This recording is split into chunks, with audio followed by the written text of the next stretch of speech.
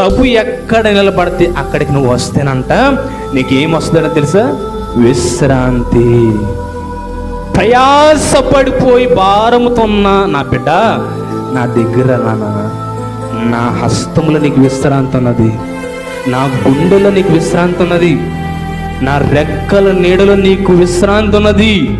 నా నీడను అనుభవించాలంటే నా దగ్గర రావాలి.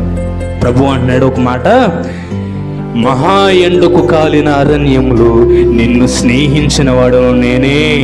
హల్లెలూయా. భారముతో, ప్రయాసతో, వేదనతో ఇక్కడ నిలబెడితే ఎంతోమంది అప్పులతో ఉన్నారు పాపం.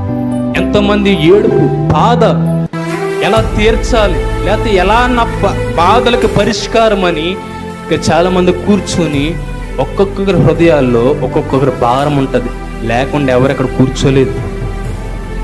పైకి నవ్వుతూ ఉన్నా, నవ్విస్తున్నప్పుడు నవ్వుతూ ఉన్నా హృదయంలో ఏదో కొంత బాధ వెంబడిస్తూ ఉంటుంది. ప్రభు అంటున్నాడు నీ బాధ తేలికగా, ప్రభు అంటున్నాడు నువ్వు ఏ భారంతో ఉన్నావో ఆ భారము తెచ్చి నా సన్నిధిలో పడేయి, నా కాడి నువ్వు ఎత్తుకొని నా విశ్రాంతి నువ్వు అనుభవించి అన్నాడు దేవుడు.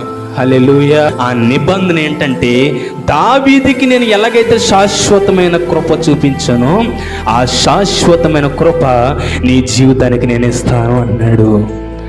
ఆయన యొద్దకు వస్తే మొట్టమొదటి విశ్రాంతి ఇస్తాడు నీకు, 2 శాశ్వతమైన కృపను దేవుడికి ఇస్తాడు.